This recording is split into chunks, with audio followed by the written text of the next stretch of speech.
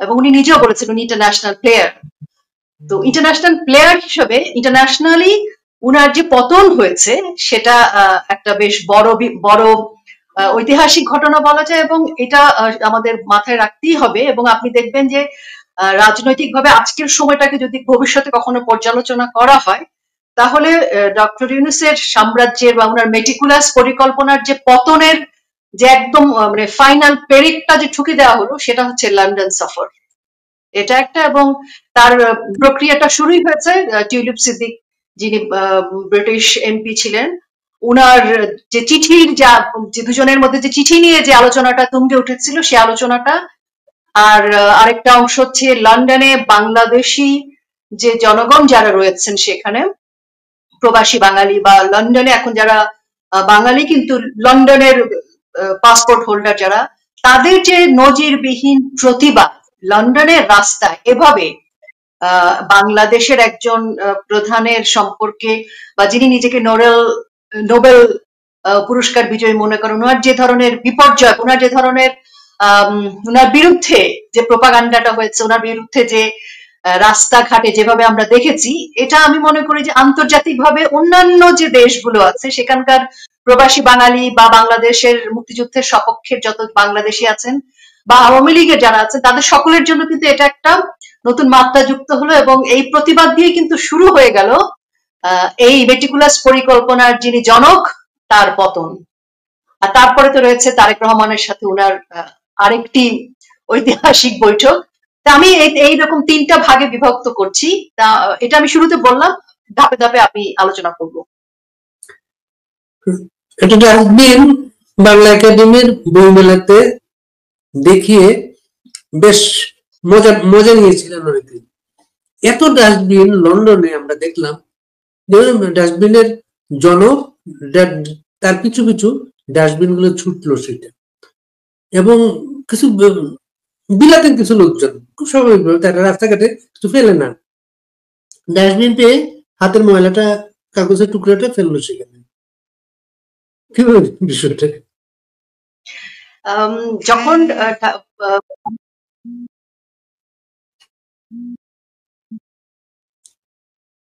দুঃখিত, একটা ফোন চলে আসে, কেটে দিয়েছে, অসুবিধা। তো বাংলা একাডেমিতে যখন ডাস্টবিন করা হলো, সেই সময় আমরা অনেকেই বলেছিলাম যে পৃথিবীর যে কোনো জায়গায় যদি একজন বাঙালিও বেঁচে থাকেন, বাঙালি, আওয়ামী লীগ আর না, একজন বাঙালিও যদি বেঁচে থাকেন, তিনি কিন্তু বাংলাদেশের মানুষের যে সম্মান, যে পরিচয়, সেটি রক্ষার্থে হলেও এর প্রতিশোধ নেবে।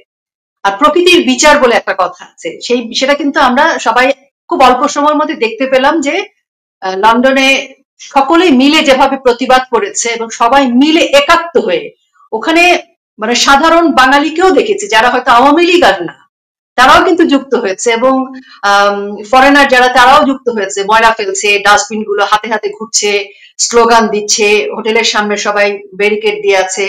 এই যে স্বতঃস্ফূর্ত ভাবে সবার রাস্তায় নেমে যাওয়া, লন্ডনের মতো জায়গায় মনে হয় এরকম গত কয়েক বছরে বা লন্ডনের ইতিহাসে এরকম ঘটেনি। এবং যে ডাস্টবিন গুলো আমরা দেখলাম, সে ডাস্টবিন গুলো নিয়ে খুব শান্তিপূর্ণ ভাবেই কিন্তু সব জায়গায় ডাস্টবিন গুলো আছে, প্রচারণায় চলছে, সোশ্যাল মিডিয়ায় আমরা দেখলাম, এবং সবাই ফেলছে ময়লা। তো এই যে লন্ডন সফরের প্রথম বিপর্যয় হচ্ছে ডাস্টবিন। ডাস্টবিন দিয়ে শুরু হয়ে গেছে, যেখানে দেখলাম সবাই থুতু ফেলছে, ময়লা ফেলছে। এই যে ঘৃণা প্রকাশ, এই ঘৃণা প্রকাশটা আসলে শুধু বাংলা একাডেমিকে ঘিরেই না, যে পাল্টাপাল্টি না, যে ওরা একটা ডাস্টবিন করেছিল দেখে আরেকটা ডাস্টবিন হলো, এটা হচ্ছে সম্মিলিত বাংলাদেশি বা বাঙালি জাতির ঘৃণা প্রকাশ, যে তিনি যেভাবে বাঙালিকে অপমান করেছেন। বাঙালি মানে 1971, বাংলাদেশ, আমাদের ঐতিহ্য, আমাদের সংস্কৃতিকে তিনি কিন্তু অপমান করেছেন।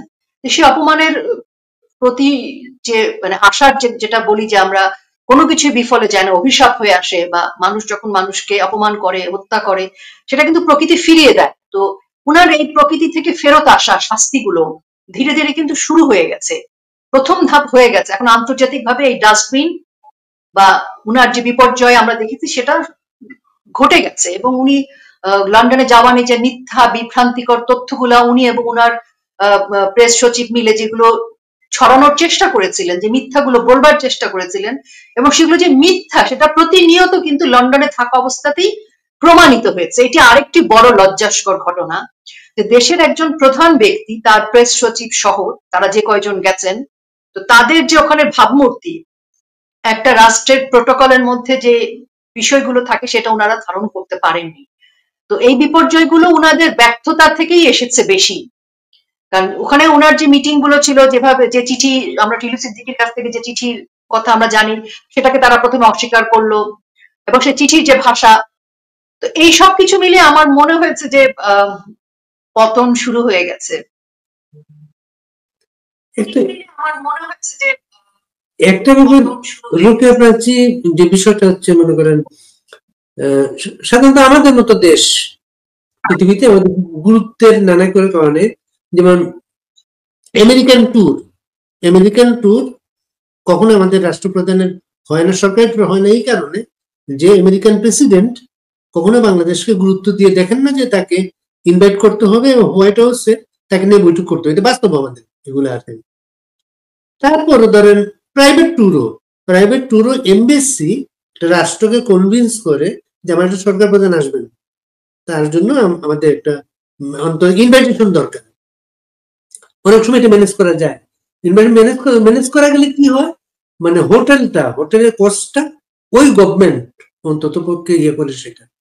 এখানে আমরা দেখলাম এমবেসি সেটা না পারার কারণে হোটেলের বিলটা, হোটেল কর্তৃপক্ষ বিলটা হাইকমিশনকে পাঠিয়েছে, যে সামাজিক যোগাযোগের মাধ্যমে যে এসছে, হাইকমিশনে পাঠিয়েছে সেটা। প্লাস হচ্ছে এই যে ব্রিটিশ প্রাইম মিনিস্টারের সাথে দেখা করা না করা, এই বিষয়গুলো কিন্তু লন্ডনে গিয়ে কেউ ঠিক করতে পারবে না। এই বিষয়গুলো বাংলাদেশ থেকে ঠিক হয়ে যায়, স্বাভাবিক সেটা। তারপর বলা উনি লন্ডনে নাই, কানাডায়, থেকে পার্লামেন্টে তাকে দেখা গেল।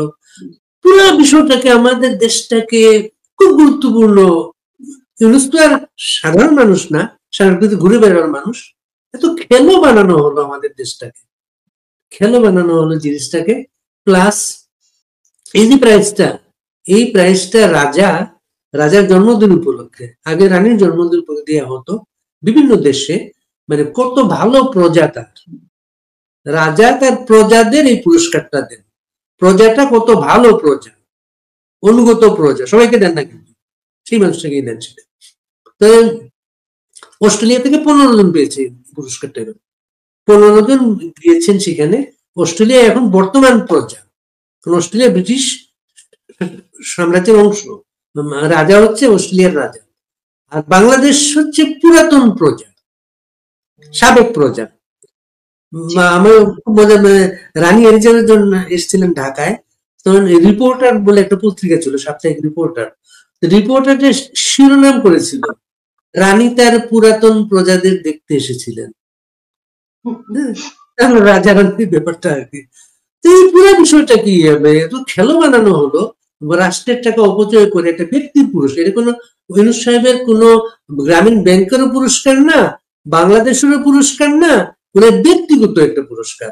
ব্যক্তিগত পুরস্কারটা উনি রাষ্ট্রকে জড়িয়ে রাষ্ট্রীয় খরচে লাভটা নিয়ে গিয়েছেন, এবং তারা সবাই মিলে মিথ্যাচার করেছে।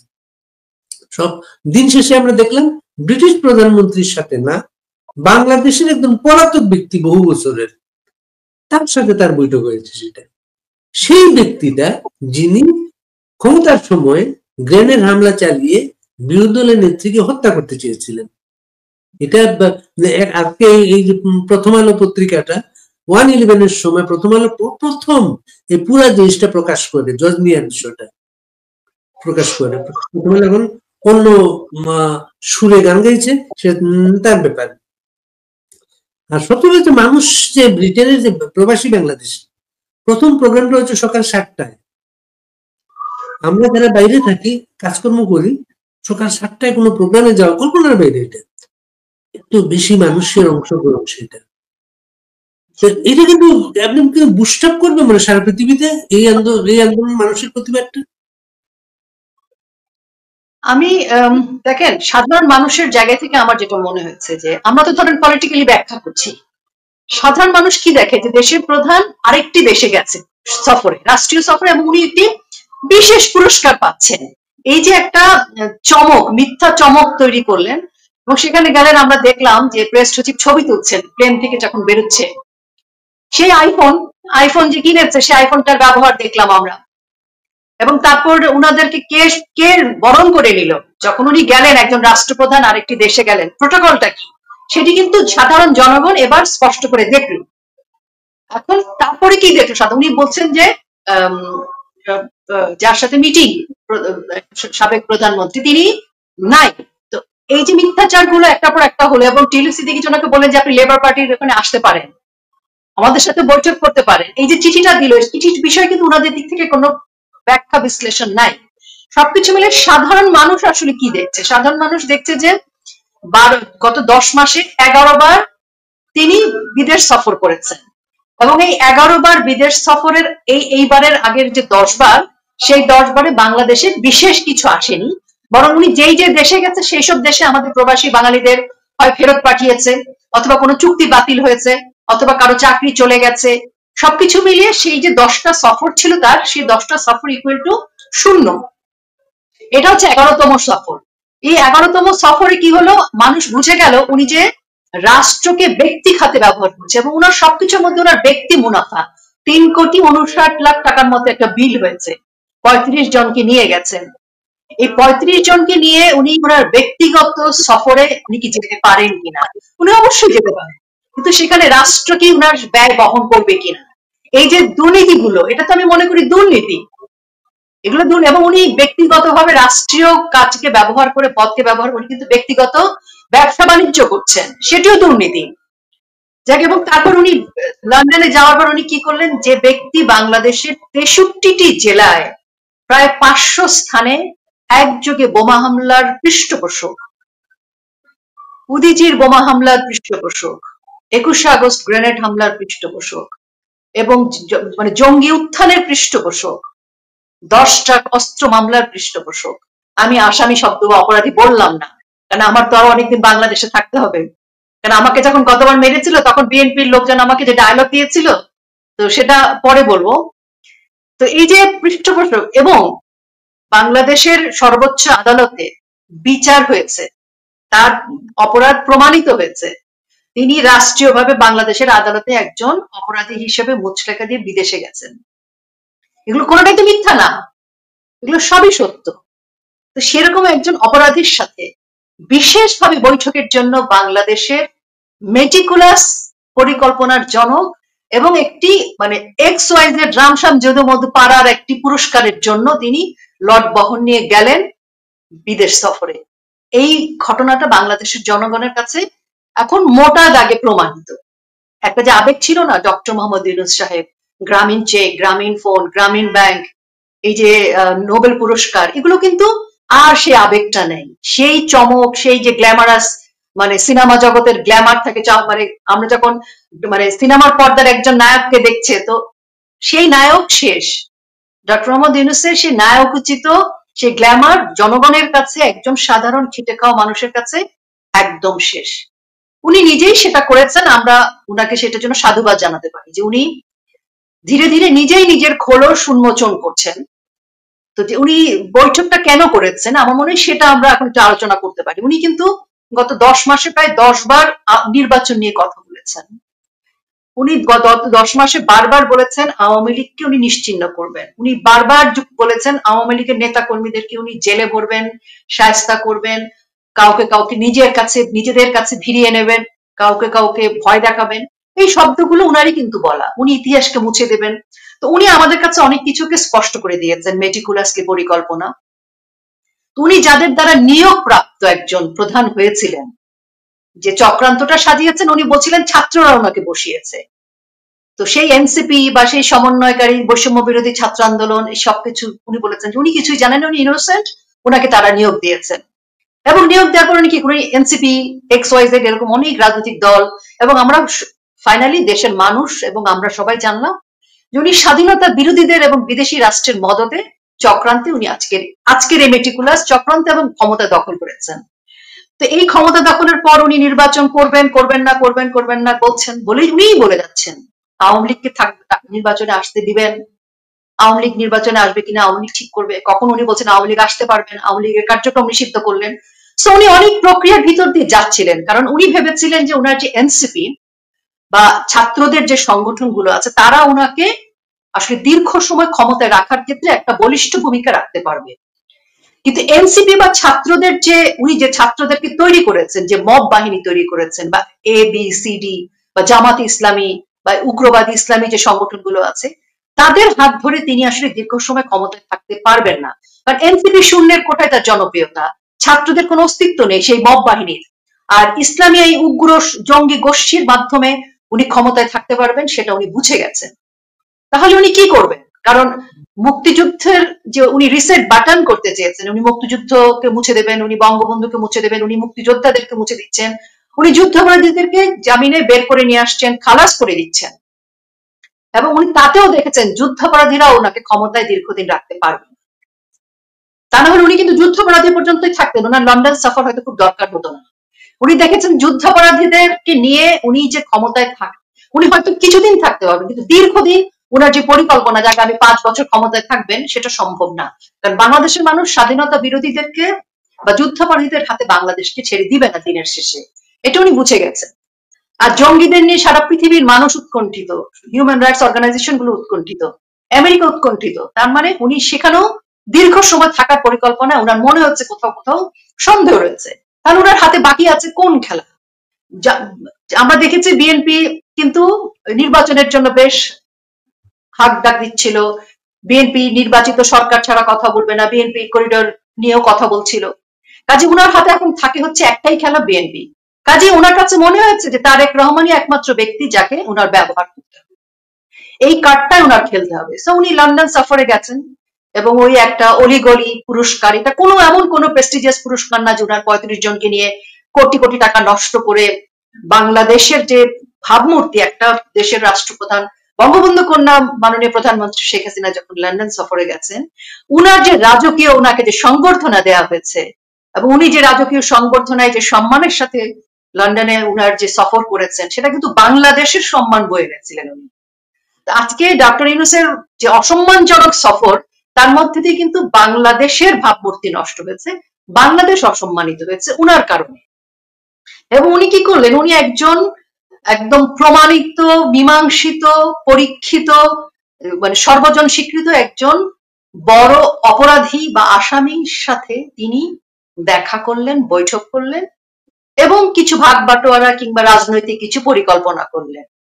এখন সেই পরিকল্পনায় কে উপকৃত হয়েছে? বাংলাদেশ, ডক্টর মোহাম্মদ ইউনূস, না তারেক রহমান, বিএনপি? এই প্রশ্নটা নিয়ে আমরা আলোচনা করতে পারি। তার মা যখন সেনানিবাসের বাড়ি থেকে সেনাবাহিনী উচ্ছেদ করে, তার মা বলে দিয়েছিলেন কোনোদিন যদি ক্ষমতা পাই তোদেরকে দেখে নেব, তার মা।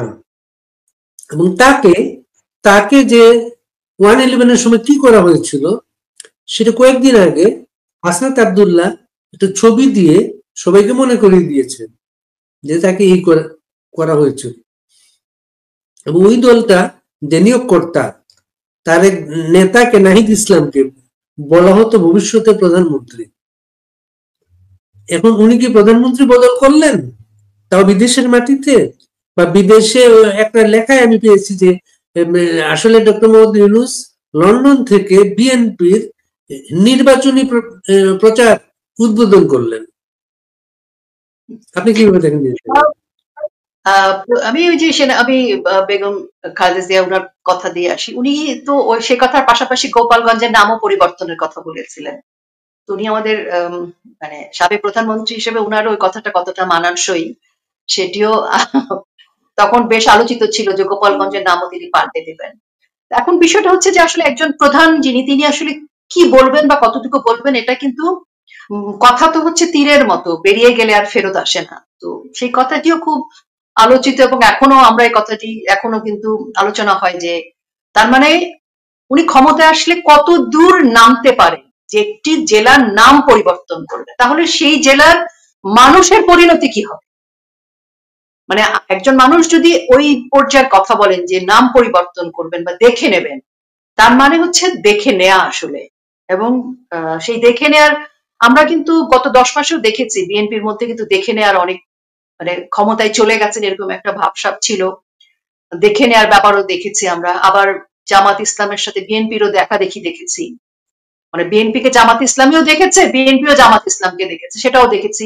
আবার ছাত্রদল যুব দলের মধ্যেও দেখা দেখি আমরা দেখেছি পরস্পরের মধ্যে, কবরস্থানের ভাগাভাগি নিয়েও দেখা দেখি হচ্ছে। তো এই দেখা দেখি আসলে শুধু এখন আর আমরা দেখছি না, পৃথিবী দেখছে, বাঙালি দেখছে, সাধারণ জনগণ দেখছে। সেই দেখার প্রক্রিয়া থেকে কিন্তু জনগণের মাথায় এখন নির্বাচনটা গুরুত্বপূর্ণ হয়ে উঠেছে। কারণ এতদিন সবাই নির্বাচনের কথা বলেছে যে নির্বাচন করতে পারিনি, নির্বাচনটা নিয়ে সবার এত হাহাকার ছিল, কিন্তু এখন নির্বাচন নিয়ে কিন্তু কোনো হাহাকার নেই, নির্বাচন না দেওয়ার একটা হাহাকার তৈরি হয়েছে। তো সেই জায়গা থেকে যে প্রধানমন্ত্রী পরিবর্তনের প্রসঙ্গটি এলো সেখানে আসি। তো আমাদের যিনি ডক্টর মোহাম্মদ ইউনূস সাহেব, উনি কিন্তু প্রয়োজনে সবাইকেই মঞ্চে তুলে ফেলেন, মাস্টার মাইন্ড বানিয়ে ফেলেন। উনার সেই মাস্টার মাইন্ডকে কিন্তু ইদানিং দেখা যায় না, চুপচাপ মাস্টার মাইন্ড। সেই মাস্টার মাইন্ড কিন্তু চুপসে গেছে, কারণ মাস্টার মাইন্ড একবার 7 সিস্টার নিয়ে মানচিত্রকে বাড়ানোর কথা টথা বলে টলে ইন্ডিয়া দখল করার উস্কানি দিয়ে কিন্তু উনার প্রথম মাস্টার মাইন্ডকে আমরা এখন আর দেখছি না, খুব একটা কথা বলছে না। তো এখন উনার যে মাস্টার মাইন্ডের কথা বলছে, তো সেই জায়গায় থেকে আমার মনে হচ্ছে যে উনি নাহিদ ইসলামকে একবার প্রধানমন্ত্রী বলেছেন, তখন নাহিদ ইসলামকে ওনার প্রয়োজন ছিল, কারণ নাহিদ ইসলামরা ওনাকে তখন নাকি নিয়োগ দিয়েছেন। সেই নিয়োগ দেওয়ার কথাটিও কিন্তু মিথ্যা। উনি কিন্তু কিছু কিছু মিথ্যা বলেন যেটা সর্বজন স্বীকৃত হয়ে গেছে, প্রমাণিত। আজকে উনি লন্ডনের মাটিতে গিয়ে যখন তারেক রহমানের সাথে মিটিং করবেন, সেই মিটিং করার অনেকগুলো ওয়ে হতে পারে। প্রধানমন্ত্রী পরিবর্তন তো হবে নির্বাচন হলে, উনি কি আসলে নির্বাচন দিতে চান কিনা সেটা হচ্ছে প্রথম প্রশ্ন। উনি যদি নির্বাচন দিতে চাইতেন তাহলে উনি ঢাকায় বসেই কিন্তু সেই নির্বাচনের প্রক্রিয়াটা করতেন। নির্বাচনের প্রধানমন্ত্রী পরিবর্তনের জন্য লন্ডন যেতে হতো না। নির্বাচন দিবেন না বলে ওনাকে লন্ডন যেতে হলো, কারণ লন্ডনে যিনি বসে আছেন তাকে উনার যে তৈরি করা মেটিকুলাস যে ফাঁদটা আছে, সেই ফাঁদে যদি না ফেলা যায় তাহলে তিনি নির্বাচন পরিবর্তন করতে পারছেন না। তো নির্বাচনটা যাতে দিতে না হয়, সেই নির্বাচন না দেওয়ার জন্যই যে ফাঁদটা উনি তৈরি করেছেন, সেই ফাঁদে তারেক রহমানকে ব্যবহার করবার জন্য উনি লন্ডনে গেছেন এত কষ্ট করে, বাংলাদেশের ভাবমূর্তি এবং অর্থ নষ্ট করে। এবং তাতে কি হয়েছে, বিএনপির প্রতি, বিএনপির কিন্তু একটা নির্দিষ্ট ভোট ব্যাংক আছে, বিএনপির মধ্যে অনেক মুক্তিযোদ্ধা রয়েছেন এবং জনগণের একটা অংশ তো বিএনপির সাথে আছে। তো সেই যে যে অংশটা আছে, ধরেন যদি আমরা 30% বলি, যে 30% জনগণের ভোটটা উনি ভাবছেন যে উনি যাদেরকে ক্ষমতায় আনবার জন্য উনি আজকে চেয়ারটাতে বসেছেন তাদের কাছে ব্যবহৃত হবে। উনি মনে করছেন যে এনসিপি বা ছাত্রদের কোনো ভোট আসলে নাই, জামাত ইসলামের ভোটেও আসলে হবে না, তাহলে ওনার প্রয়োজনটা, এতদিন ওনারা ভেবেছিলেন যে আওয়ামী লীগের তৃণমূলের যে স্থানীয় সরকারের যে জনপ্রতিনিধি আছে তাদেরকে ধরে বেঁধে নেতা কর্মীদেরকে ভয় দেখিয়ে জেলে নিয়ে হয়তো আওয়ামী লীগের লোকের মধ্যে কেনা বেচা করে ওনারা একটা ভোট ব্যাংক তৈরি করবে।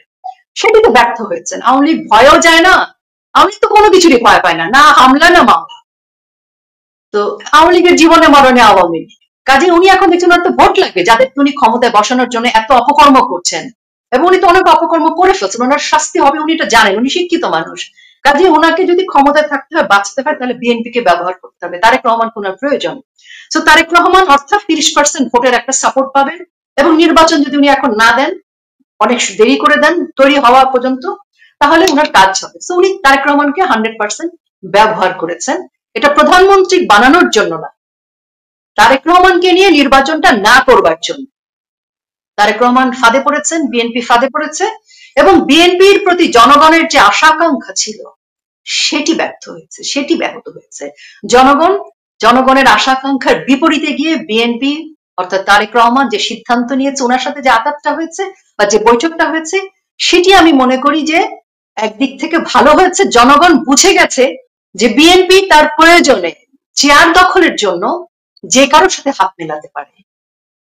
কে কাকে ব্যবহার করছে, দুজনই দুজনকে ব্যবহার করতে গিয়ে আপাত দৃষ্টিতে ক্ষতিগ্রস্ত হচ্ছে বিএনপি। জনগণের যে আশাকাঙ্ক্ষা ছিল, যে জনগণের যে মুক্তিযুদ্ধের চেতনার যে স্পিরিট ছিল, সেটি মুখ থুবড়ে পড়েছে।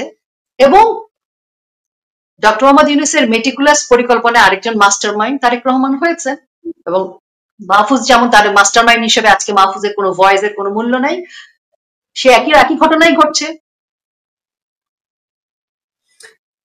দেশে কিন্তু বলা হয় রাজনৈতিক দলের সাথে দুটো, একটা হচ্ছে আওয়ামী লীগ, একটা হচ্ছে এন্টি আওয়ামী লীগ। জি, দুটো দল। এনটি আওয়ামী লীগ সবগুলো দল কিন্তু একসাথে আছে এখন, ইউনূসের সঙ্গে আছে, সবাই তাকে সমর্থন ঘোষণা করেছে 5 আগস্টের পরে, সবাই বলেছে এটা তাদের সরকার। এবং আমাকে লন্ডন থেকে গতকালকে একজন রিপোর্টার, প্রবীণ একজন সাংবাদিক, উনি লেখা পাঠিয়েছেন, ওখানে আছে উনি স্থানীয় বিএনপির নেতাদের সাথে আলাপ করে যেটা পেয়েছেন, ওখানে এইরকম সাজানো হয়েছে যে বিএনপি হবে সরকারি দল আগামীতে, আর জামাত এনসিপি এরা মিলে হবে বিরোধী দল। শেখ হাসিনা যে আমি ডামি নিয়ে অনেক সমালোচনা হয়েছিল না, সেই কিন্তু এনটি আওয়ামী লীগের আমি ডামি, কিন্তু এটা এনটি আওয়ামী লীগ দলটার আমি ডামি সেটা আর কি। এর মাঝে জামাত বেশ অসন্তোষ প্রকাশ করেছে, আজকে মিডিয়াতে দেখলাম এনসিপিও অসন্তোষ প্রকাশ করেছে। স্বাভাবিক। আসলে কি ইলেকশন, আপনি যে প্রসঙ্গটা আনলেন, আদৌ ইলেকশনটা হবে কিনা? দেখেন জামাত ইসলামীকে আপনাদের আওয়ামী লীগের বাদাম খাওয়ার জন্য রাখা হয়েছে, বসে বসে বাদাম খাওয়া ছাড়া, পপকর্ন খাওয়া ছাড়া আপনাদের কোনো কাজ রাখা হয় না কিন্তু। হ্যাঁ, এটা আমি আপনার পপকর্নটা আমার পছন্দ হয়েছে অনেক। তো এখানে এখন দেখেন জামাত ইসলাম 16 বছরের ভোটার হলে জামাত ইসলামের যে স্কুল পর্যায়ের যে ভোটার, তাদের যে মানে সদস্য আছে তারা ভোটার হতে পারবে, এরকম অনেক কিছু কিন্তু জামাতের এজেন্ডা বাস্তবায়ন করেছেন তারা, এবং যা যা করেছেন যাতে জামাত এনসিপি এরা কোনো না কোনো ভাবে ক্ষমতায় আসতে পারে। কিন্তু তারপরও দেখা গেছে যে জামাত এনসিপি এবি পার্টি টাটি এরা মিলে আসলে যে ভোট পাবে তাতে জামানত বাজেয়াপ্ত হবে। এই হিসাবটা বোঝে দেখে এখন প্রয়োজন হয়েছে বিএনপি কে সাথে নেওয়া। তো আওয়ামী লীগ এবং এনটি আওয়ামী লীগ যে গ্রুপটা আছে, এখন আমি এনটি আওয়ামী লীগ না বলে আমি বলতে চাই যে স্বাধীনতার পক্ষে এবং স্বাধীনতার বিরোধে দুটো দল। বাংলাদেশ এখন দুটো দল, একটা হচ্ছে স্বাধীনতার পক্ষে, স্বাধীনতার বিরুদ্ধে। স্বাধীনতার বিরুদ্ধে যারা আছে, বিএনপি আনফর্চুনেটলি স্বাধীনতার বিরুদ্ধে দলের মধ্যে গিয়ে ঝুঁকে পড়েছে। এটাই হচ্ছে বিএনপি কে সেই ফাঁদের গর্তে ফেলা। বিএনপি চাইলেই কিন্তু স্বাধীনতার পক্ষে রাজনৈতিক দল হিসেবে অবশ্যই দাঁড়াতে পারত, কারণ বিএনপি তো অনেক মুক্তিযোদ্ধা রয়েছে। কিন্তু আজকে বিএনপি স্বাধীনতা বিরোধীদের কাতারে দাঁড়িয়েছে, সেই আগের মতো হিসাব নিকাশ অ্যাকচুয়ালি বিএনপি আর জামাত একসাথে। এখন হয়তো মান অভিমান চলছে বা কোনো অনাস্থার বা হয়তো কোন রকমের ইয়ে দেখছি না আমরা, কিন্তু দিনের শেষে আপনি দেখবেন ওখানে কে আছে, এনসিপি বা এবি পার্টির ভোট কত, তাদের নিজেদের সংখ্যাই তো নাই। তারা নিজেরাই তো 1000 জন এখন একসাথে হতে পারছে না। জামাত বা হেফাজত যদি তাদের সাথে না আসে সমাবেশে, তাহলে কি হচ্ছে? তাহলে আলটিমেটলি বিএনপি আর জামাতকে এক করার প্রক্রিয়ার মধ্যে ডক্টর ইউনূস সাহেব। কারণ এনসিপি এবি পার্টি ছাত্ররা এরা দুধ ভাত, এরা এখন আর গোনার মধ্যে নাই। এরা ওই মব বাহিনী 200-300 মব বাহিনী নিয়ে আমাদেরকে পিটাইতে পারবে, যেহেতু প্রশাসন কিছু বলছে না। এর বাইরে শক্তি কোথায়? ভোটের শক্তি তো আলাদা। তো সেই জন্য বিএনপি জামাতকে যখন একই জায়গায় অনাস্থার জায়গায় নিয়ে আসা হয়েছে, তার মানে বিএনপি জামাত স্বাধীনতা বিরোধীরা একদিকে, স্বাধীনতার পক্ষে বাংলাদেশ আওয়ামী লীগ একদিকে, বা বাংলাদেশ আওয়ামী লীগের সাথে যারা যুক্ত হচ্ছে তারা।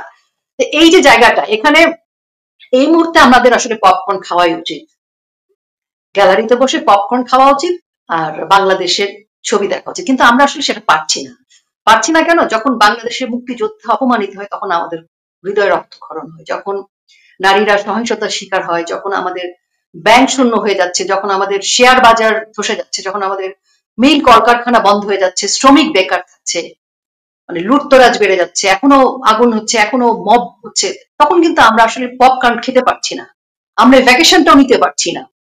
কারণ আমরা দেখছি যে দিনের শেষে আসলে আমরা তো চেয়ারের জন্য ফাইট করছি না। যদি বাংলাদেশ আওয়ামী লীগ ক্ষমতায় যাওয়ার জন্য ফর্মুলা বা চেয়ার যাওয়ার জন্য যদি কোনো রকমের পথ তৈরি করার চেষ্টা করতো, তাহলে এতদিনে বাংলাদেশ আওয়ামী লীগ সে পথে নেমে যেত। কিন্তু বাংলাদেশ আওয়ামী লীগ আসলে এই মুহূর্তে মানে ক্ষমতায় যাওয়ার জন্য কিছু করছে না। তাই পপকর্ন খেয়ে মুভি দেখে আমরা ভ্যাকেশন কাটাতে পারছি না, আমাদের কষ্ট হচ্ছে। কারণ দিনের শেষে বাংলাদেশটা শেষ হয়ে যাচ্ছে। বাংলাদেশ শেষ হয়ে গেলে তো আপনার চেয়ার নাই। আগে তো দেশটা থাকতে হবে, দেশ থাকলে পার্লামেন্ট থাকবে, দেশ থাকলে সরকার দল থাকবে, দেশ থাকলে বিরোধী দল থাকবে। এখন সেটা তো নাই। আমার প্রবাসীরা ফেরত আসছে বাংলাদেশে, প্রবাসীরা এয়ারপোর্টে গড়াগড়ি খেয়ে কাঁদছে। কেন একটা প্রবাসী রাস্তার মধ্যে কাঁদবে? কেন আজকে আমাদের বাংলাদেশে আমার মনে হয় না যে 1971 সালের পর আজকে পর্যন্ত, 71 সালের পর থেকে জুলাই আগস্ট 4 তারিখ পর্যন্ত মানে রবীন্দ্রনাথের সে কুঠিবাড়ি শাহজাদপুরে কখনো কোনো আক্রমণ হয়েছে। কিন্তু বাংলাদেশে সেই রবীন্দ্রনাথের শাহজাদপুরের কুঠি বাড়িতে মব ঢুকেছে, ভাঙচুর হচ্ছে।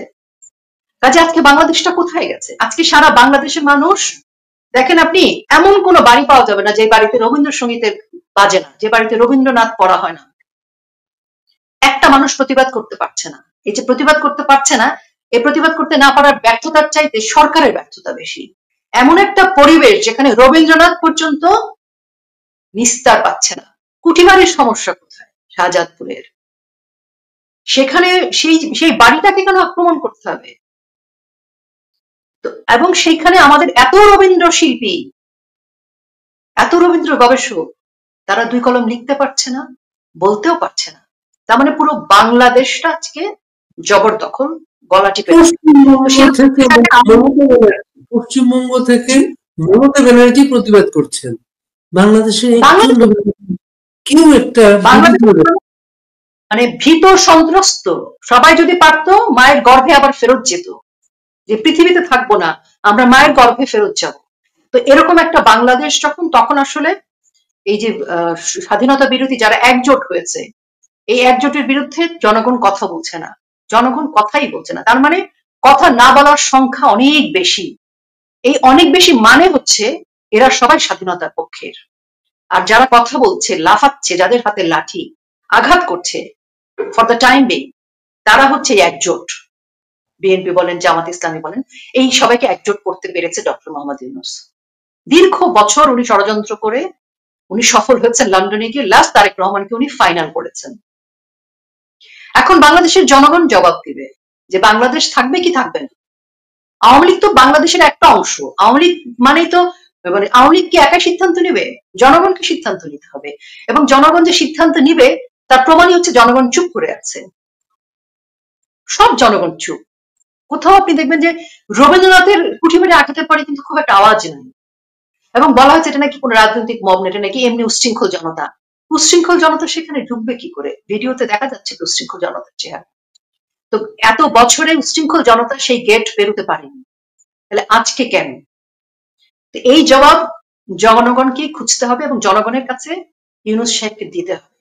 তিনি নোবেল প্রাইজ পেয়েছেন, উনি ডক্টরেট করেছেন, উনি শিক্ষক, এবং অনেক শিক্ষক আছে এই উপদেষ্টাদের মধ্যে, অনেক পরিবেশবিদ আছেন, অনেক নারী উদ্যোক্তা আছেন, অনেক এনজিও আছেন, অনেক অনেক বড় বড় সব ব্যক্তিত্ব, বড় বড় ডিগ্রির ভারে ওনারা শেষ। এই যে ডিগ্রিধারী মানে কুশিক্ষিত অপরাধীরা একজোট হয়েছেন, আপনি কি মনে করেন না বাড়ি ভাই এই অপরাধীদের জবাব জনগণ ঠিকঠাক মতো দিবে?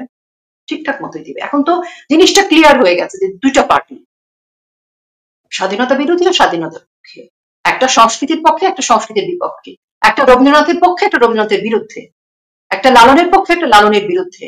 1971-এর পক্ষে, 1971-এর বিপক্ষে। একদিকে মুক্তিযোদ্ধা, একদিকে আজহারি। এখন তো একদম স্পষ্ট। এই স্পষ্ট জায়গায় থেকে এখন লড়াইটা অনেক ঠিকঠাক মতো হবে। এখন যে কোনো জনগণ তার সিদ্ধান্ত অনুযায়ী লড়াইটা করতে পারবে। এখন তো কোনো আর ভাগ থাকলো না। ইউনূস সাহেব যেটা করেছেন রাজনীতির মাঠে, উনি বিএনপিকে যেখানে টেনে হিচড়ে নামানো দরকার ছিল, বিএনপিকে নিয়ে সকলের কিঞ্চিত হলো আশা ভরসা ছিল, তো সেই জায়গায় টেনে হিচড়ে শেষ জনগণের কিঞ্চিত যে জায়গা ছিল সেটিকে নামিয়ে দেওয়া হলো। এবং বিএনপি ডক্টর মোহাম্মদ ইউনূসের সাথে প্রধানমন্ত্রী হবে না উপদেষ্টা হবে নাকি কোথায় থাকবে আমরা দেখি। কারণ এখনই তো দেখি নাসিরউদ্দিন পাটোয়ারি আর হাসনাত আব্দুল্লাহর কনভারসেশন, এখনই তো দেখছি নাহিদের আর সার্জিসের কনভারসেশন। তো তারাই তো কথা বলছে। তো তাদের কথাবার্তাগুলো আমরা শুনছি, জনগণ শুনছে। এবং 11টা দেশ সফর করে বাংলাদেশের যে সরকারি তহবিল নষ্ট করেছে, সেই তহবিলে কি এসেছে? কিছুই আসেনি, এবং ভবিষ্যতেও কিছু আসবে না। ওনাকে জবাব দিতে হবে কিছুদিনের মধ্যেই। একজন ইউনূসকে করিডোর এবং চট্টগ্রাম বন্দর সহ কিছু অ্যাসাইনমেন্ট বাস্তবায়নের জন্য বাংলাদেশে পাঠানো হয়েছে। একজন ইউনূস তার সেই অ্যাসাইনমেন্টটা সহজ করার জন্য একজন খলিলুর রহমানকে আমেরিকা থেকে ফেরত এনেছেন। এই খলিলুর রহমান আপনারা খেয়াল করবেন, গত আন্দোলনের সময় যে বেসরকারি বিশ্ববিদ্যালয়ে যে আন্দোলনগুলো হয়, নেপথ্যে ছিলেন দুজন ব্যক্তি। একজন যে ব্র্যাক ইউনিভার্সিটির একজন ফজলুল হাসান আবেদের মেয়ের জামাই সম্ভবত, আর এই খলিলুর রহমান। এই দুজন ছিলেন নেপথ্যে। এবং বিএনপি সর্বশেষ যে তিনজন উপদেষ্টা প্রত্যেক দাবি করেছিল, খলিলুর রহমান কিন্তু তাদের একজন। সেই খলিলুর রহমানকে নিয়ে বিএনপির সাথে প্রফেসর উনি বৈঠক করেছেন। মানে বিএনপিকে তারা এইভাবে চিহ্নিত অকার্যকর করে দিয়েছে। এখন কিন্তু বিএনপি আর করিডোরের বিরুদ্ধে বলতে পারবে না, কিন্তু বলার কোনো রাইট থাকবে না, কারণ করিডোরের চাইতে তার প্রধানমন্ত্রীর অফারটা তার কাছে বেশি আকর্ষণীয়। সবশেষে কেউ কেউ বলবে সমস্ত কিছু ইউনিসকে দিয়ে করাচ্ছে আওয়ামী লীগ। আওয়ামী লীগ এইভাবে বিএনপির মতো একটা দলের সম্ভাবনা ধ্বংস করাচ্ছে। যত এগুলো হচ্ছে তত আওয়ামী লীগের পপুলারিটি, মানুষের ইয়েটা বাড়ছে। সেটা তা তো বটেই। দেখেন, খলিলুর রহমান সাহেব তো আসলে উনি বাঙালি না, বাংলাদেশি না, উনি বিদেশি পাসপোর্ট হোল্ডার, এবং উনি মানবিক করিডোর নিয়ে যত রকমের মানে কনস্পিরেসি করা শুরুটাই তার হাত ধরে। তো সেরকম একজন লোককে নিয়ে গিয়ে তারেক রহমানের সাথে বৈঠক, এগুলো খুব স্পষ্ট হয়ে গেছে আসলে। কারণ বিএনপির হাতটাক যতটুকু ছিল সেটাকে মাইনাস করে দেওয়া হলো, বিএনপিকে তাদের বোধে নিয়ে নেওয়া হলো।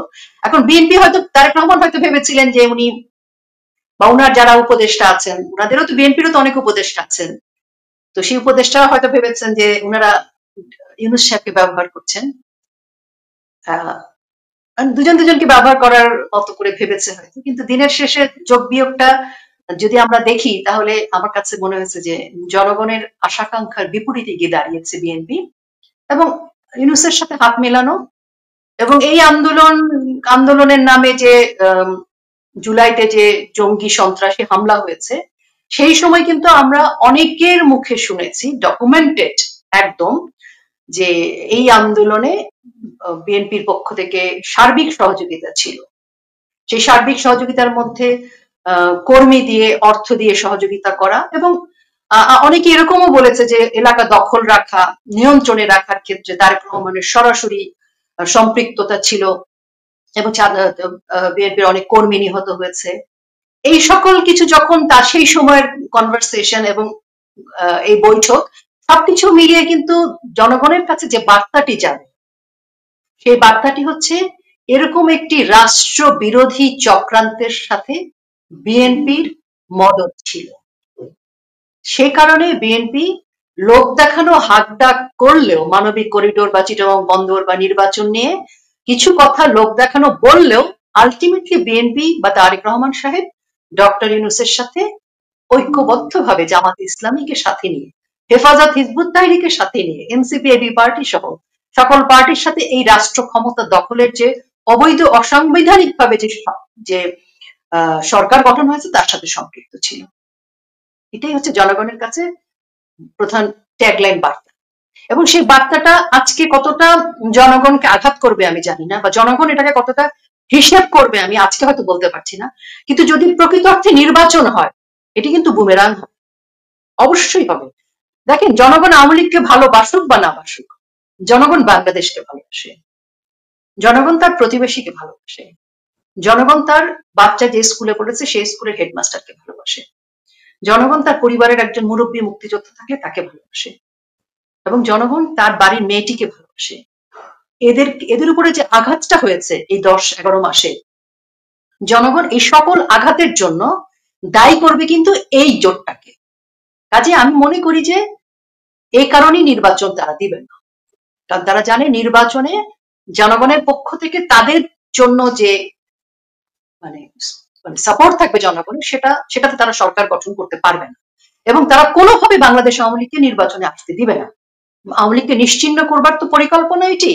আওয়ামী লীগকে নিশ্চিহ্ন করে যে তারা যে নির্বাচন করতে চায়, এবং আমরা কিন্তু জানি, আপনি তো সাংবাদিকতা করেছেন বাড়ি ভাই, আপনি আরো ভালো জানেন যে অনেক নির্বাচন কিন্তু আমরা দেখেছি যেখানে এক বেশি নির্বাচন হয়েছে, সেই নির্বাচনগুলোর ফলাফল আমরা জানি।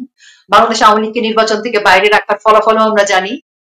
তো এখন আমি মনে করি যে নির্বাচন বাংলাদেশ আওয়ামী লীগকে বাইরে রেখে করবে বলেও আমার মনে হয় না। আমার মনে হয় নির্বাচনই তারা করবে না খুব সহসাই, কারণ উনি যে এজেন্ডা বাস্তবায়নের জন্য যে এখানে বসেছে চেয়ারে, সেই এজেন্ডাগুলো তাকে বাস্তবায়ন করতে হবে।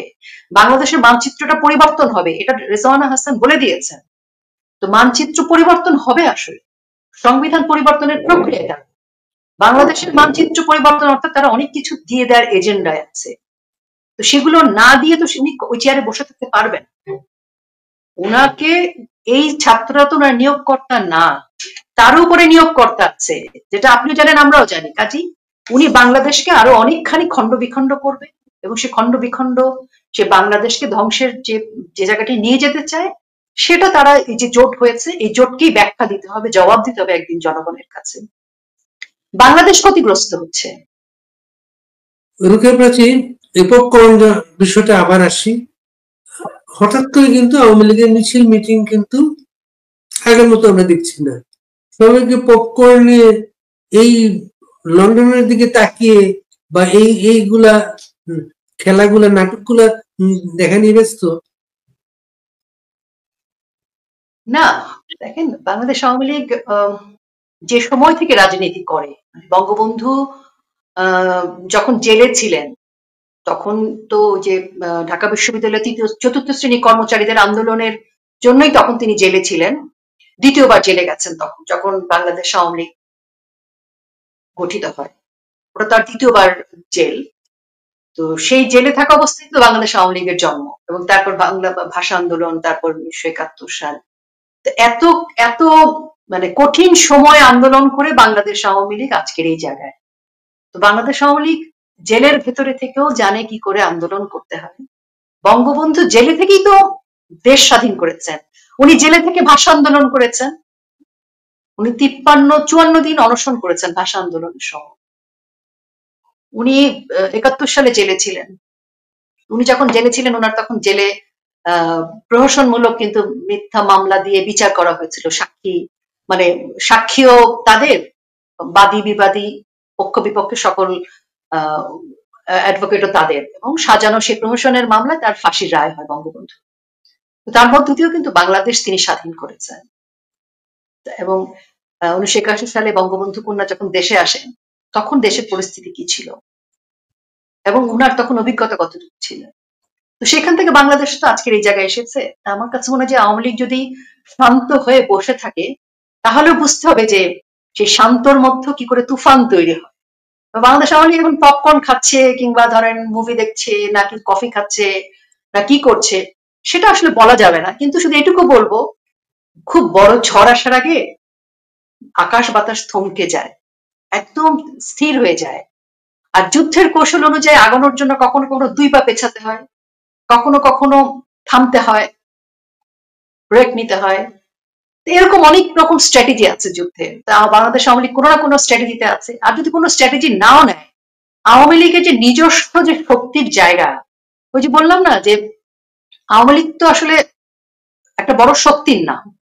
তো সেই শক্তি তুফান আসার আগের শক্তি, আসলে বড় রকম ভূমিকম্প হওয়ার আগের গুমট শক্তি, ঝড় হওয়ার আগের শান্ত শক্তি। আর আমি মনে করি যে জনগণকে বাদ দিয়ে তো আওয়ামী লীগ কখনো পথ চলেনি।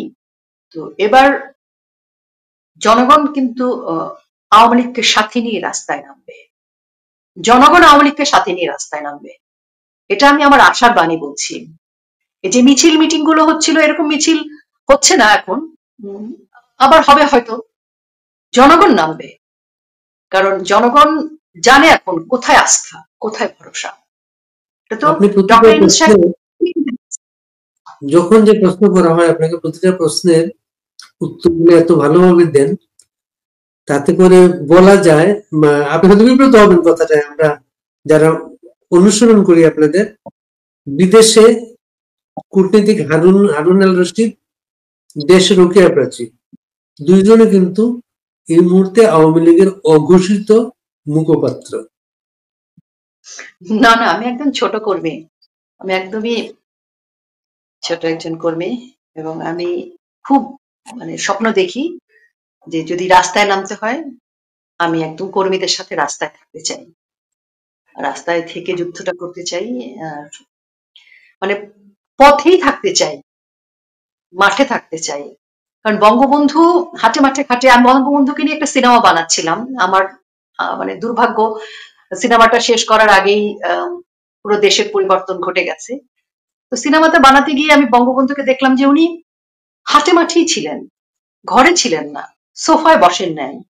এসিতে থাকেন নাই, হাটে মাঠে ঘাটে, রাজপথে, রাস্তায়, গ্রামে, অলিগলিতে, এরকম আর কি। মানে একদম নেহায়েত কর্মীদের মতো ওনাকে যখন পুলিশ ধরতে এসছে, 3 তলার ছাদে দাঁড়ানো, উনি লিখেছেন 3 তলার ছাদ থেকে লাফ দিলে পড়ে হাত পা ভাঙতে পারে, মরতেও পারি, আর না লাফ দিলে পুলিশ ধরে নিয়ে যেতে পারে। ঠিক আছে বলে লাফ দিছেন, লাফ দেওয়ার পর ওনারা যে 3 জন লাফ দিছেন হাত পা ভেঙে টেঙে শেষ। তো আমার মনে হচ্ছে এখন আমাদেরও সে অবস্থা, আমরা যেখানে দাঁড়ানো, নিচে লাফ দিলে হাত পা ভাঙতে পারে, আর দাঁড়িয়ে থাকলে ধরে নিতে পারে, আমরা লাফ দেওয়ার পক্ষে, লাফ দিতে চাই আর কি আমরা। বঙ্গবন্ধু আসলে তার বইতে সব বলে দিয়ে গেছেন, নির্দেশ দেয়া আছে সব আমাদের কি করতে হবে, ওটা অনুসরণ করলেই হবে। আর আমি ওনার ওই সাইকেলটাকে খুব মানে কল্পনা করি যে সাইকেল নিয়ে একটা মানুষ বাংলাদেশের একটা নির্বাচনকে সফল করেছেন, যুক্তফ্রন্টের নির্বাচনের ওই সময়টায় উনি তো সাইকেলে ঘুরেছেন। তো সেজন্য মনে হয় যে আসলে দেশের জন্য কাজ করতে কিছু লাগবে না, এই আর কি, কর্মী থাকা ভালো পারি।